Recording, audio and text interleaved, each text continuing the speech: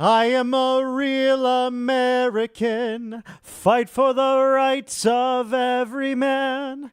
I am a real American, fight for what's right, fight for your life. Welcome to the Voice of Reason. I'm Robert McNeily, and our thoughts and prayers, our condolences with Hulk Hogan, his family, Terry Jean Bollea, born in Georgia, passing in Florida, just a tremendous man who inspired me and countless athletes, gymnasts, wrestlers, but also those who loved American culture, entertainment, the Hulkamaniacs, as they put it. He would fly the red, white, and blue out there, and it all culminated not only in his own baptism and conversion to Christianity and that personal relationship he had with Jesus Christ, but also standing bravely on that stage, a speech last year that perhaps will go down as one of the finest in all of American conventions at the Republican National Convention in Milwaukee, Wisconsin, where he bravely and aptly used the character of Hulk Hogan once again to say, when they took a shot at my hero, Donald Trump, I had to come up here and say something, brother. And he ripped that shirt off to reveal Trump Vance 2024. And the vice president stating today that the next time they were supposed to get together, they were supposed to have that beer together. And he said, next time, my friend, in heaven. And I look forward to it. So again, our thoughts and prayers with the entire Hogan family, an American icon. Eternal rest grant unto Terry Jean Bollea, O Lord. May perpetual light shine upon him, and may he rest in peace. Thank you for his contributions. Thank you for the life he lived, and thank you for the grace and the gifts you gave him, and may you fly him on eagle's wings to heaven. And we've lost some legends lately, including the rock star Ozzy Osbourne, and it just is a simple reminder in this life that let's use those gifts that God has bestowed upon us and give it back to our fellow man and ultimately to him, because our lives are really not our own, but ultimately the gift from on high, and a gift such as this beautiful country. We are born for this moment, and that's what we're all about here on The Voice of Reason, talking about those stories, diving into the cultural items that make a difference for you at home. And we have a couple of extraordinary guests diving into policy today with Reggie Littlejohn, who will talk on the World Health Organization and a story you might have missed. Sovereignty being taken away from the United States of America, but thank God the Trump administration fighting back in a number of different ways with executive orders and, of course, the trade deal, securing the border, but also standing up to treaties, the United Nations, and globalist entities like the World Health Organization that are still attempting to control you at home. We also have Dan Nash, who is fighting human trafficking and training law enforcement and police officers to make sure the most vulnerable in America are protected. And there's some staggering statistics regarding all of that. We'll dive into that later on in the show. But Mr. Director, this is somewhat of a comedic thing that happened for me earlier on in the week. For most people, I would think that they might be nervous from this, and granted, I wasn't thrilled that it did happen, but Mr. Director, have you ever been in the back of a squad car? No, it wasn't the fact that I was on Chicago PD and shows like Chicago Fire. My Monday morning started with exactly that. Around 9:18 on the way between Georgia and Alabama, I was handcuffed, yours truly, and put in the back of a police squad. And I was shocked. It was almost as if I was in the film Deliverance. It was my moment of, oh my goodness, I can't believe that I was handcuffed. Now, it was in front of me, not behind my back, but I was frisked and I was put into the back of a local police squad. And for the fans out there, you must be thinking, now, how did Robert McNeily end up in such a precarious situation? And I asked that question all week. Well, without going into further details or too many details because of legal pending issues that exist, I did something very, very dumb. I cleaned out my car over the course of the last week, and unfortunately, I did not have my proof of insurance on me. Something that, just as a reminder in a PSA, always, always, always carry that, even though everything is more or less digital now and can be looked up. Of course, everything else was valid. I am very much a law-abiding citizen, and I offered my very valid Georgia license over to the police officer. Well, I was quite surprised that we had to get out and then verify that I did have that insurance. Of course, that was the case, and I was let go ultimately. But just a PSA in those situations to prove a couple of things. Police officers, when they give law-abiding commands, always, always, always follow, because in that moment, I did not think it was very just to be removed from my car. Now, willingly, he asked me to do so. I did not think it would end up in handcuffs and in the back of a squad simply to prove insurance. But then his partner behind him, a backup squad, very common when you do get pulled over, ended up searching my vehicle. And I thought that was rather odd and strange, considering this was a minor traffic violation, and that's all I've been pulled over for in the past. But going back years and years to, my 16 and 17-year-old me, where had a bit of a lead foot, and I really would be speeding at 20 or 30 over. Oops. It happens sometimes when you're in a rush. But the reason I was initially pulled over was because I was going 5 over on the freeway, which surprised me a bit, but all is well. I won't have to disclose the department nor the name of the officer nor the badge number at the moment, but always, always, always listen to those law-abiding commands, because I believe there are certain individuals who like to stoke the fires, stoke the flames of division, and claim that you don't have rights in any of those situations. I am as pro-police as it gets. I love our law enforcement. In fact, tonight, my dear friend Sean Noonan, running for DuPage County Sheriff, just west of Chicago. I wish I could be there, and cheers to you, my friend, because he will make a great sheriff in the western suburbs of Chicago, and God knows it needs it right now with all of the lawlessness of Governor Jelly Belly Pritzker, who is clearly violating federal law on a daily basis. But always listen when you're in that moment to what the police officer is saying, not only for your safety, but for their safety. And I'm proof of that moment come Monday that they're not discriminating. They are not going after African Americans, as some would claim, like Benjamin Crumb, I believe the attorney who likes to stoke the fires of division in order to make money from the race baiters. That's just absolute nonsense. You have a thankless job to put on that uniform every day and go out there, and you may not know if you're coming home as a result, because you're dealing with dangerous criminals, especially those foreign terrorist organizations who came through an open border thanks to the auto pen. And as Borders Are, Tom Homan has put it, 7,000 need to be detained and removed per day in this country because of the millions and millions that AutoPen and Alejandro Mayorkas and Merrick Garland allowed to go throughout our communities. And we know now that those people ended up causing chaos, murders, rapes, maiming of American citizens, the loss of life, and those having to testify on Capitol Hill this week. In case you missed it, the Biden border betrayal, a subcommittee focused on how immigration reform can truly be fixed, and those witnesses talking about the loss of life from family members and friends and loved ones who are no longer with us because of that criminal behavior. So always thank a police officer for the amazing work that they do, and listen to them in case you get pulled over. So a quick PSA from my own experience this week, but all is well. It's always a pleasure to be with you here on The Voice of Reason in order to just spit facts and the truth.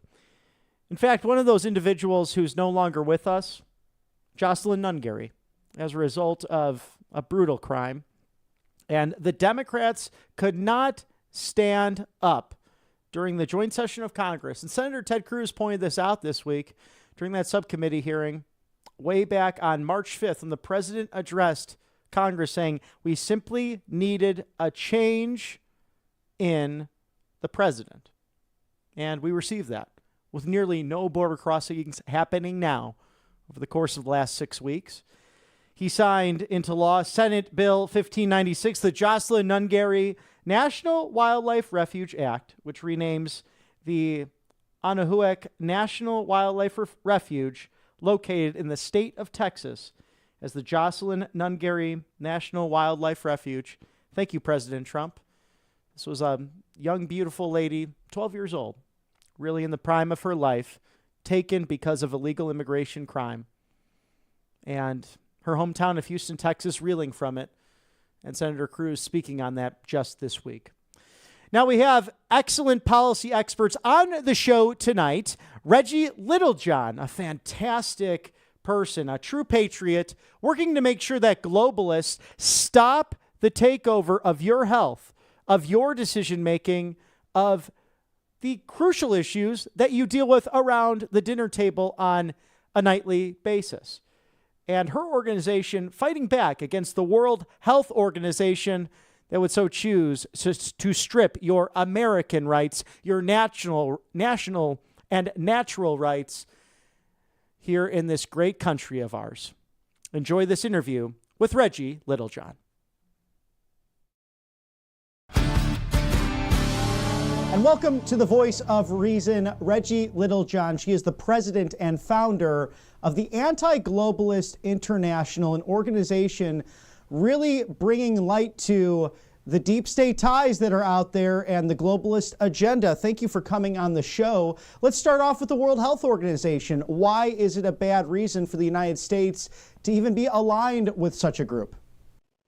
Well, first of all, I have to say that I am absolutely thrilled that President Trump withdrew us from the World Health Organization. It was one of his very first acts on his first day immediately after his inauguration. So that's great.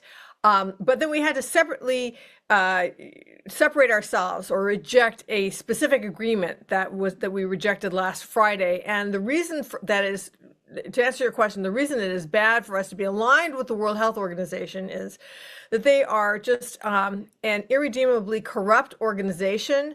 They massively botched the COVID-19 response by basically parroting the lies of China. They said that there was no human-to-human transmission. You know, talk about follow the science. I mean, that you couldn't be any more wrong on the science than that. They said that it was unnecessary to stop flights from China. And what that did is it enabled China to basically infect the world with the virus, saying there's no human-to-human transmission, no need to stop flights. Meanwhile, they knew that there was human-to-human transmission, and they were stopping flights internally within China so that they wouldn't be spreading it.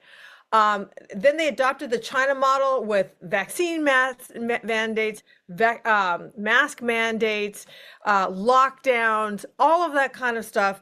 And so we need to not be aligned with them. We need to make our own sovereign decisions as a nation and give our doctors the freedom to make the decisions regarding each one of us. What's the best approach for each one of us in the case of a pandemic? You know, I think a lot about the pandemic times and how Italy was struck so hard because of the lies of China and the Communist Party. In turn, New York City was riddled with that disease really before we knew it hit our shores. We know that President Trump spoke about that in the State of the Union very early on, I think roughly 6 weeks into at least knowing that this COVID was somewhat out there. We saw what then Speaker Nancy Pelosi did with ripping up the State of the Union speech.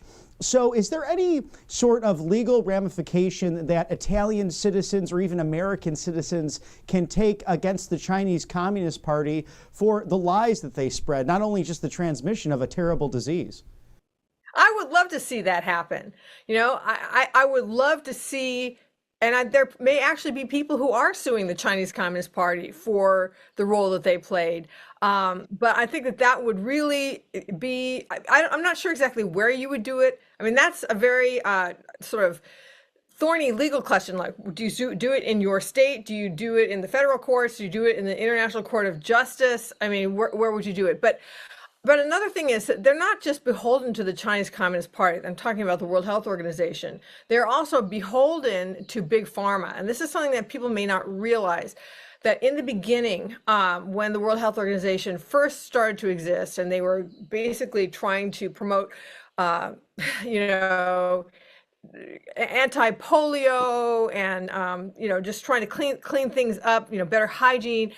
Then they later started being supported by the Bill and Melinda Gates Foundation and another organization that's related to the Bill and Melinda Gates Foundation. It's called Gavi, both of which will profit or did profit hugely from the World Health Organization's pushing vaccines. So it's a situation where the World Health Organization, some of their major funders are organizations that would profit or have profited hugely from vaccines. So they are not an unbiased organization that just sits there and looks at a virus and says, what's the best way to approach this? Because they're biased because they've got people funding them that would profit hugely from vaccines. Is that the reason why Bill Gates is behind so much of this funding? Is it simply a financial bottom line for him? Because it seems to be harming many people the more we learn about some of these vaccines and some of the initiatives of the World Health Organization. Bottom line, it seems like they want control, and it's really amazing to see why this individual is so involved with these things.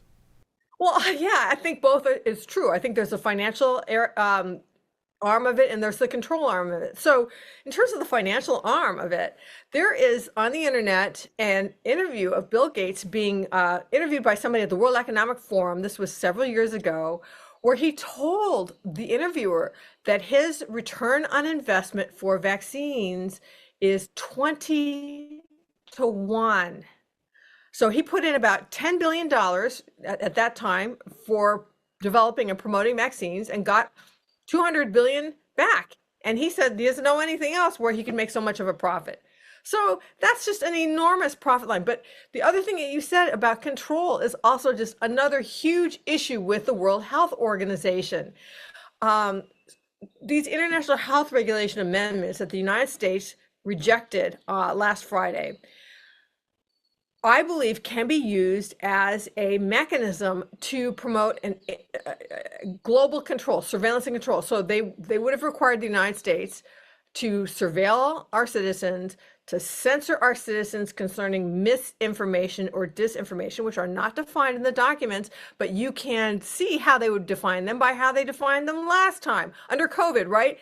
Misinformation and disinformation is anything that contradicts the current WHO narrative. So in the beginning, if you had said there is human-to-human transmission, which in fact is true, that would have been qualified as misinformation and disinformation because it was against the WHO narrative at the time. If you had said in the beginning, this looks like a lab leak to me instead of a bat or a pangolin in a wet market, that would have been misinformation and disinformation because it contradicted the then extant narrative of the WHO, even though it looks like at this point it's true.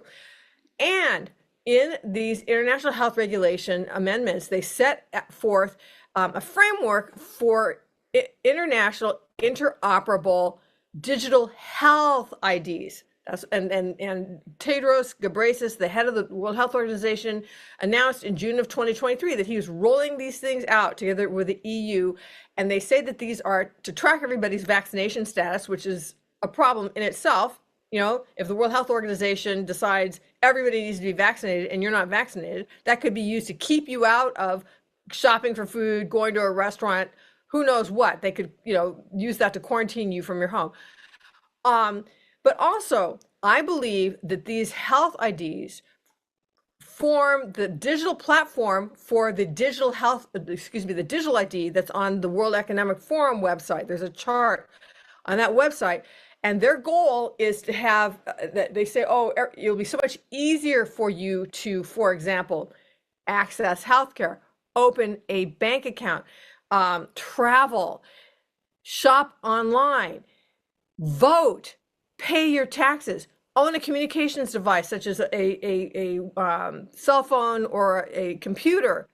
But the thing is that once these are installed and operating, if you step out of line, if we get a government that doesn't like certain kind of people, like for example, people who are pro-life or people who are pro-family or people who are conservative, they can use these IDs to shut you down out of all of these aspects of basically a civilized life. And so this is what, in answer to your bringing up the issue of control, this is a major reason why the United States, it's great that we just withdrew from the World Health Organization. Truly Orwellian. It's almost like 1984 on steroids. And dive into last Friday as well with Secretaries Rubio and Kennedy standing up for the American people on a global scale to stop the World Health Organization from influencing the United States, because I think the story really has been swept under the rug. We know legacy media won't really touch it, on top of it's been quite a news cycle with many other issues. But this seems to be of very important nature because sovereignty perhaps matters more than anything else. Borders matter, but the globalists, they want to go a different direction. I agree, and I really salute Secretary Kennedy and Secretary Rubio for the public stand that they have taken against the international health regulation amendments. And Secretary Kennedy basically said in so many words that we can't have a situation where the World Health Organization is using health as a pretext for installing a framework or a structure that could end up as a globalist medical totalitarianism. That's a paraphrase, but that was one of the messages that he got across. So I'm all just applauding both of them.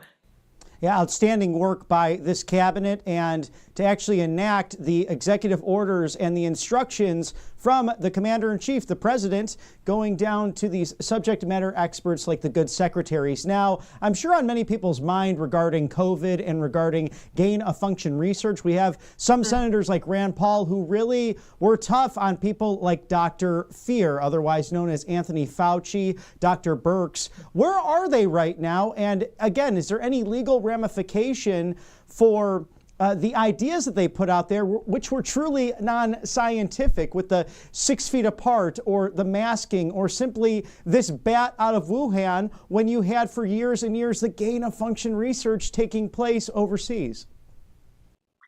Yeah, I mean, I have no idea what legal, if they could be sued or not. I know that President Biden pardoned Fauci, and I don't really know whether that pardon was legitimate or not. I mean, that's sort of beyond me. But what I do know is that another thing about the World Health Organization is they have this pandemic treaty that is coming up that no one's talking about, and the gain of function research is an issue there. All right. So in the pandemic treaty, this is a separate separate agreement from the international health regulations that were rejected last Friday.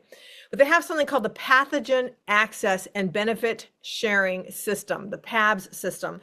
And what this does, Robert, you're not going to even believe this. Okay.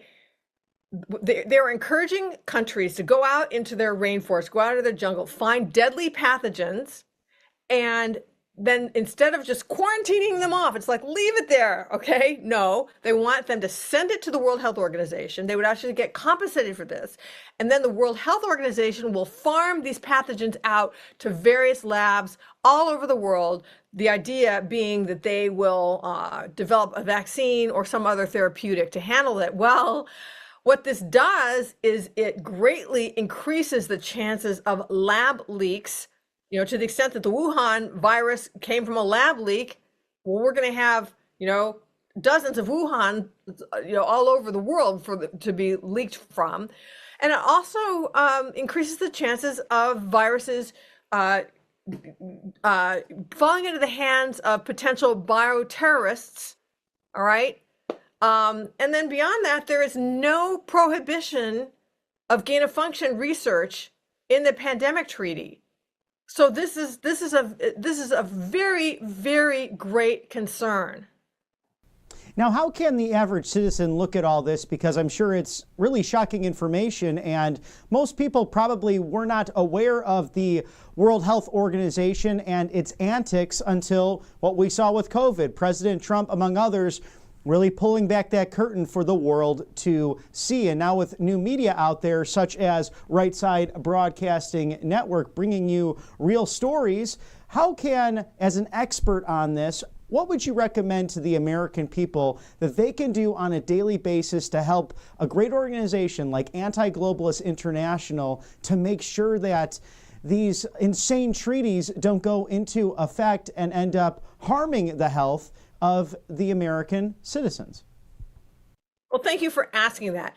Please visit my website. It's antiglobalist.net, antiglobalist.net.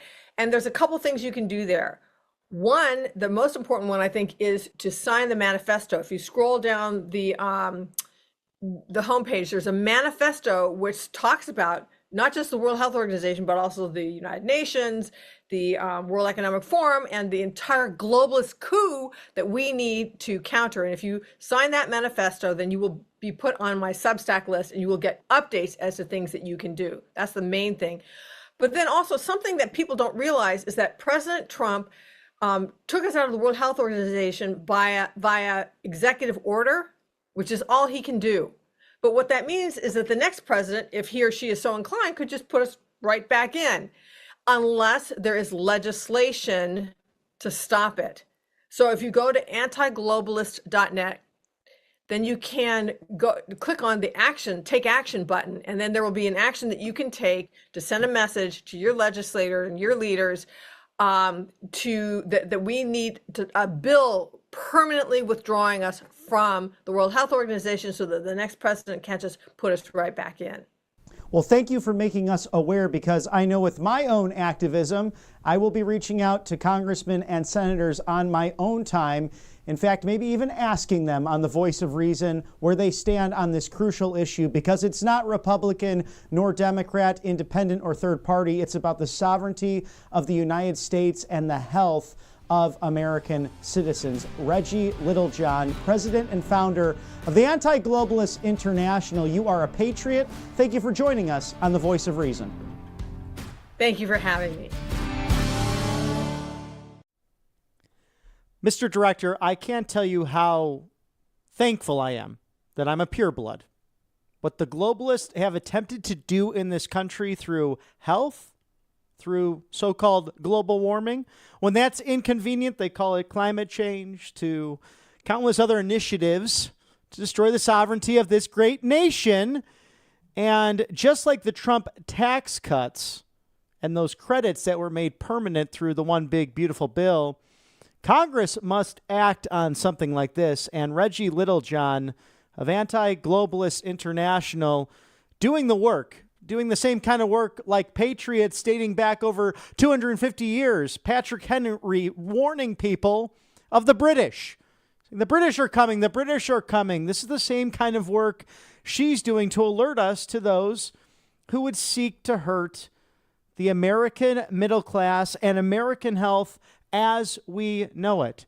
So hats off to Reggie, and thank you for such an insightful interview regarding what the World Health Organization is doing to harm the United States. And now another scourge in society. We saw that CPAC hosting a crucial summit this week, thanks to Matt and Mercedes Schlapp in Washington, D.C., headlined and opened by Department of Homeland Security Secretary Kristi Noem regarding human trafficking. And we had a moment or two to sit down with Dan Nash, the founder of Human Trafficking Training Center. Did you know that the dangerous misunderstanding when it comes to human trafficking, that the vast majority, nearly 75% of what takes place in the United States with trafficking victims, it's actually adults.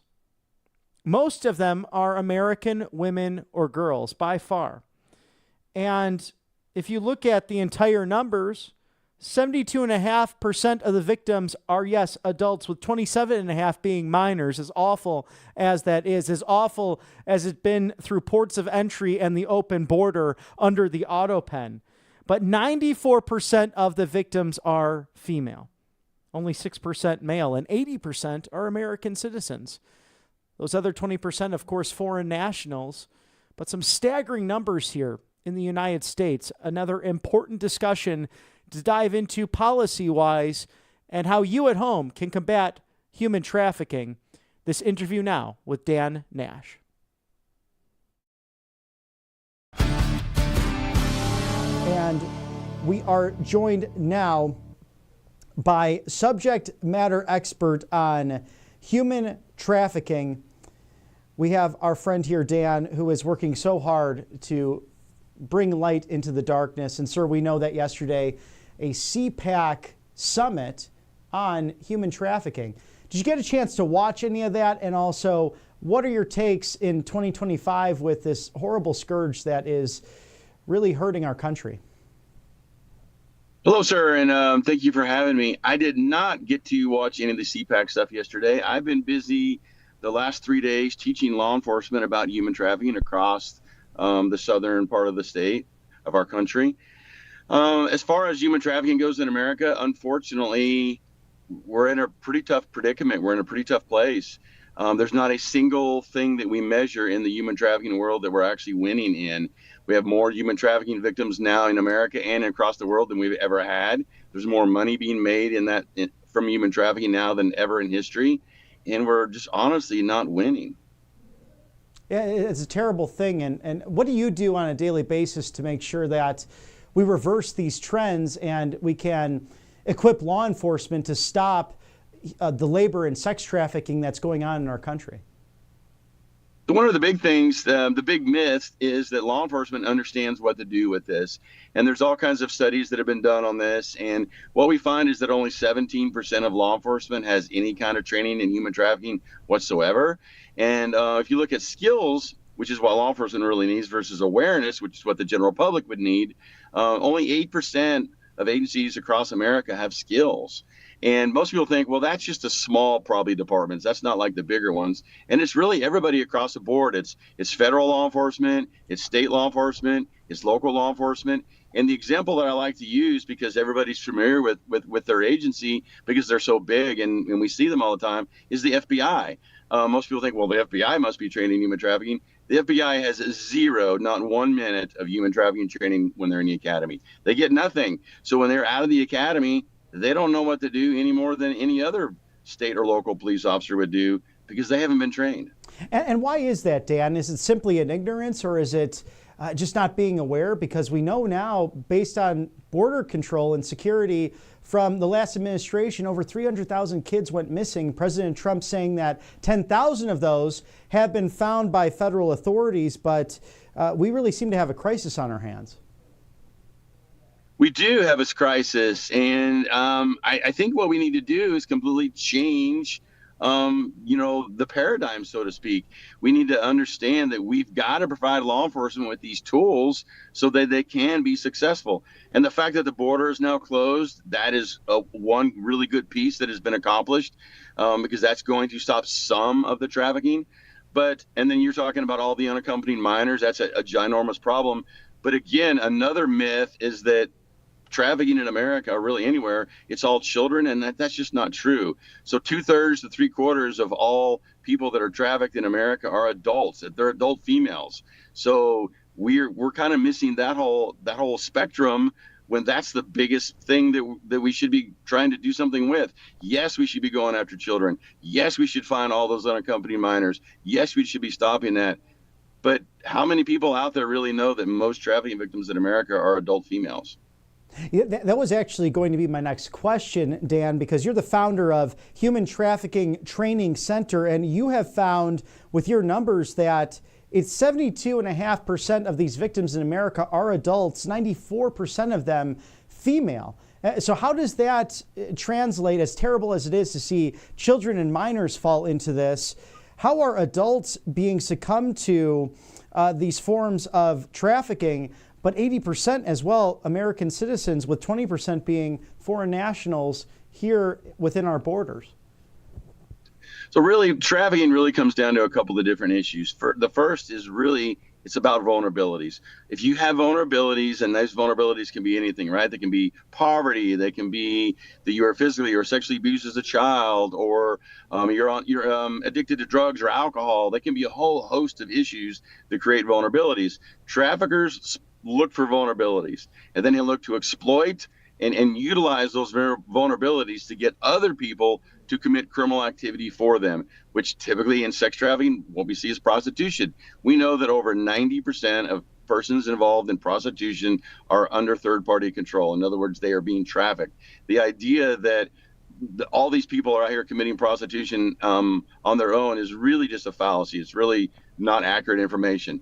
So that right there is, again, something that most people don't even understand or are aware of, because, you know, we don't see that in Hollywood movies. We're not seeing that on Facebook or other places. So how would people know? How would people understand that that is taking place right in front of us?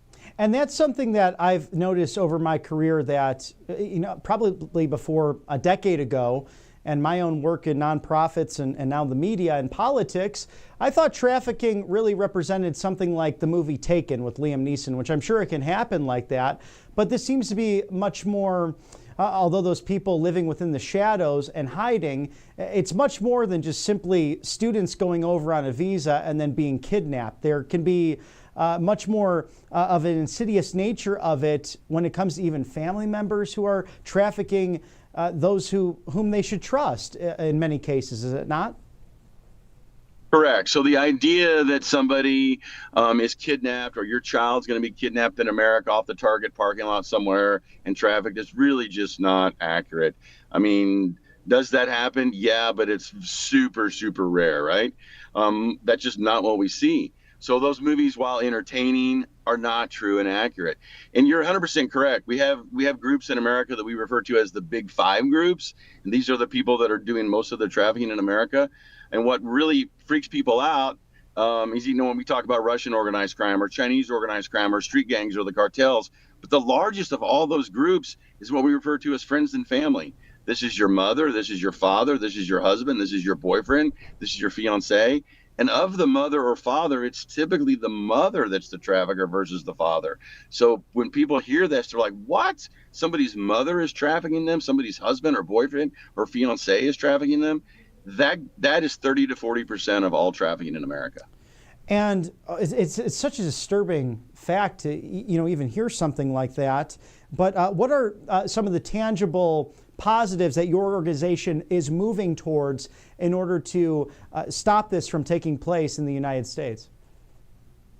So if we train law enforcement to effectively go out and have skills, have tools on their tool belt to be able to go out and identify trafficking and then to investigate it properly and arrest traffickers, that's really the tip of the spear, right? So I'll just give you an example. Last year, we did 59 trainings in 28 states. We trained 6,888 police officers. Wow. They left our training and found 587 trafficking victims.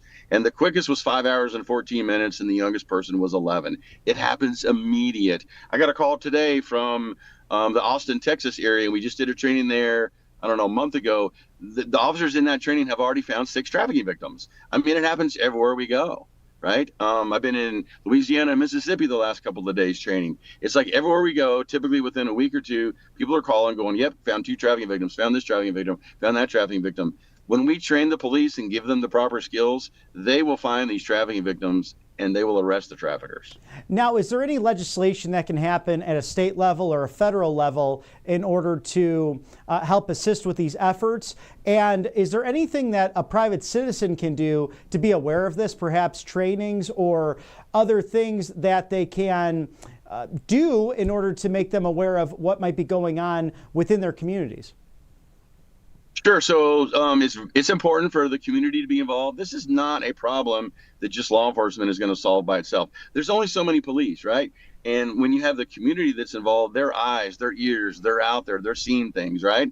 And then they can report that to law enforcement. And there's lots of ways that they can be trained and they can figure out, you know, what it is that I should be looking for. We have a training on our website at the humantraffickingtrainingcenter.com where you can show up as a community member. You can purchase this training. It's a very, very comprehensive training. It's not like the typical 15-minute training that you're going to find online. It's like 3 hours. And it shows you all this stuff about trafficking and shows you that you can be aware. And then you can be that good steward. You can be that good citizen, that good community member.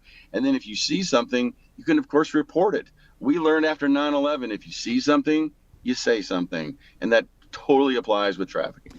And before we part ways, Dan, is it true in saying that human trafficking is in every community in America and that it is the biggest criminal profiteering racket, perhaps, in the entire world? In other words, is America the biggest consumer of human trafficking?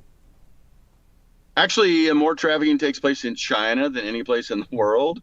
America is definitely in the top 10 for sure, but it is the second largest criminal enterprise in the world currently, and some estimates have that it will pass drug trafficking within the next 15 years and become the largest criminal enterprise in the world. So yeah, it is a big thing, and we need to do something about it. Well, we're praying for your success. And again, humantraffickingtrainingcenter.com. You can find all of those resources there. But what else can be done in order to counter this? And for those interested, where can they find your great work, Dan Nash of the Human Trafficking Training Center? So you can find us at our website, humantraffickingtrainingcenter.com. We have information on there. How you can contact me is on there, all that stuff. I'm also on X, so you can find us on X or LinkedIn. You can track us on there if you want to follow us or you have some questions like that. And I think the two things we can do is train the police, train the community. If we know what we're looking for, the police will go do something about it, and we can completely move the needle on human trafficking in America. Dan Nash, the founder of Human Trafficking Training Center. Thank you for joining us on Right Side Broadcasting Network's Live Desk. We look forward to having you again. Thank you, sir. Thank you for having me. Thank you to Dan Nash, the amazing work he's doing to train police officers. This is going across 30 plus states now, over 15,000 that have been trained to save those most vulnerable among us. People being trafficked, whether it's labor or sex trafficking. It's a scourge on our nation, and it's a satanic, evil practice, as was detailed at the CPAC Summit this week. Also, a huge thank you to Matt and Mercedes Schlapp for hosting such an event. We'll be interviewing those who were partaking in those roundtables and discussions to enlighten and educate voters and community leaders in order to engage this. And per Dan's words, you can go train there at the Human Trafficking Training Center to counter this evil and also keep eyes and ears on it, because there are only so many armed units and police officers. And thanks to the One Big Beautiful Bill, we know that's fully funded from a federal perspective to stop MS-13 Tren de Aragua. But this evil does continue, and the reason it's going to surpass drug trafficking is because humans can be used more than once. It's terrible to think about, and it's a reality we must come to confront and stop, especially as Bible-believing Christians, or even if you're not a believer, just as a good steward of this great constitutional republic of ours. Morality must again be preserved and protected, and this is a great way to do that. Now, the winner of the week on The Voice of Reason, none other than Kristi Noem and Tulsi Gabbard. The two of them putting themselves out there to protect people from the Department of Homeland Security, also the Department of National Intelligence, to go out there and tell the truth as they are, bravely and boldly. They are the Patriots of the week, the winners of the week, and we must pray for everyone in the halls of government, all of our elected officials, regardless if you agree with them or not, but especially our cabinet. Subject matter experts bringing common sense into this realm, but especially Tulsi Gabbard to be there at the invitation of the president and White House Press Secretary Caroline Leavitt to disclose and declassify information that ties perhaps treasonous practices of Barack Hussein Obama, the Autopen, the communist John Brennan, the failed James Comey, and crooked Hillary Clinton, among others like Andrew McCabe, who is still perpetuating lies as we speak, saying that, oh, it was a disagreement on intelligence. Wow, Andrew, just like the good old spy that you are, mincing words and changing them just here and there. We see your Jedi mind tricks that you try to throw out there. It doesn't work on the American people because we know better. We know that there was a web of lies. We know that this Crossfire Hurricane, the Steele dossier, the Russia hoax was just that, a hoax, in order to stop and usurp the authority of a constitutionally elected president. So we know where the truth is leading. And as the guests we've had on, whether it be the Voice of Reason or the RSBN Live Desk, it's been a consistent chorus of smart people saying all roads lead back to Barack Hussein Obama, and that seems to be the case. So the winners this week, Tulsi Gabbard, Kristi Noem, thank you for your strength. We pray for you on a daily basis to continue getting the truth out there and protecting the lives of the American people, because it hits at the very fabric of our constitutional republic. This is not a Republican or Democrat issue. It's an American issue. And keep on keeping on at the Department of National Intelligence and the Department of Homeland Security.